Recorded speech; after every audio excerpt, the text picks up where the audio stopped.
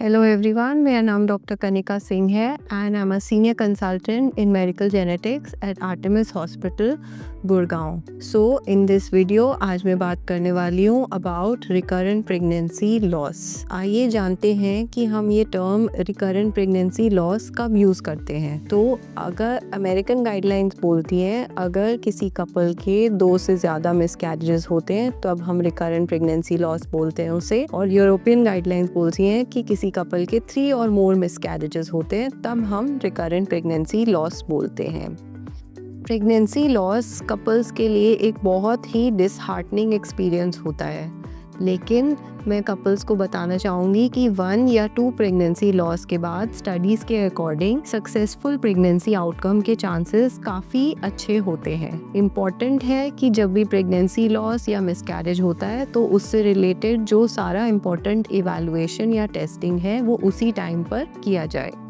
जब भी मिसकैरेज होता है एक सिंगल बहुत इम्पॉर्टेंट टेस्ट है जिसको बोला जाता है POC माइक्रोएरे या फिर प्रोडक्ट ऑफ कंसेप्शन का क्रोमोसोमल टेस्ट, जो कि उसी टाइम पर जो प्रेगनेंसी डिसकंटिन्यू करी जाती है उस टिश्यू को जेनेटिक एनालिसिस के साथ के लिए भेजा जाता है, और साथ में मदर का भी एक ब्लड सैंपल भेजना बहुत ज़रूरी है ताकि लैब अच्छे से डिस्टिंग्विश कर पाए कि जो टिश्यू में हम टेस्ट कर रहे हैं वो फीटस या बेबी का ही है और उसमें कोई मदर का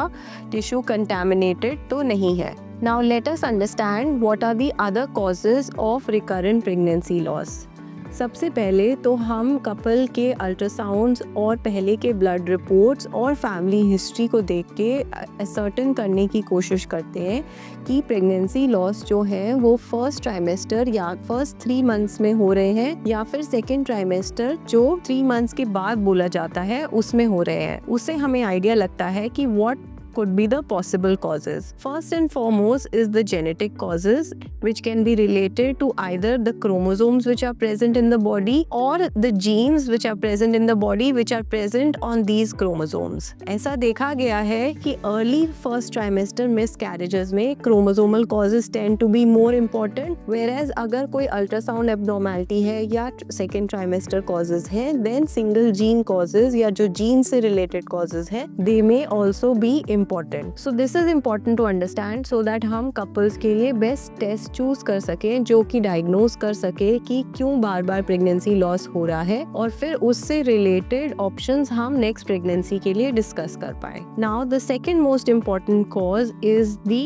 autoimmune cause, also known as anti-phospholipid antibody syndrome. So this is a type of antibody जो किसी लेडी के बॉडी में प्रेजेंट होती है जिसकी वजह से रिकरेंट मिसकैरेजेस हो सकते हैं। There are special blood tests which are done to confirm whether someone has anti-phospholipid antibody or not, and to make a confirmed diagnosis हमें at least 2 blood tests चाहिए होते हैं 12 weeks apart to say yes definitely APLA or anti-phospholipid antibody is the cause of recurrent miscarriage. There may be other autoimmune causes or other antibodies which such as thyroid antibodies, or some lady may have an autoimmune disorder like which is known as SLE or systemic lupus erythematosus, or some other kind of antibodies which may predispose someone to have recurrent miscarriages. The next important cause is anatomical cause. Sometimes there are some type of uterine malformations or septa which is present in the uterus जिसकी वजह से pregnancy grow नहीं हो पाती. Sometimes to diagnose these anatomical malformations a simple ultrasound is not enough and one needs to do either a 3D ultrasound or a test known as HSG or hysterosalpingography to see कि कोई anatomical cause तो नहीं है. Then we have the hormonal causes such as those related to the thyroid hormone, the prolactin hormone, and even ladies जिनको PCOD या polycystic ovarian disease है, they are also more prone to have recurrent miscarriage due to poor oocyte quality. Now there is a newer cause which we have found, or studies are showing that there may be some component of poor sperm quality or poor sperm DNA which is tested by a test known as sperm DNA fragmentation, which may also cause recurrent pregnancy loss. So we can diagnose this by doing a test known as sperm DNA fragmentation test. The good thing is that if there is poor sperm quality, then this is not a static thing, and this may improve by taking certain supplements or by identifying the cause for poor sperm quality, such as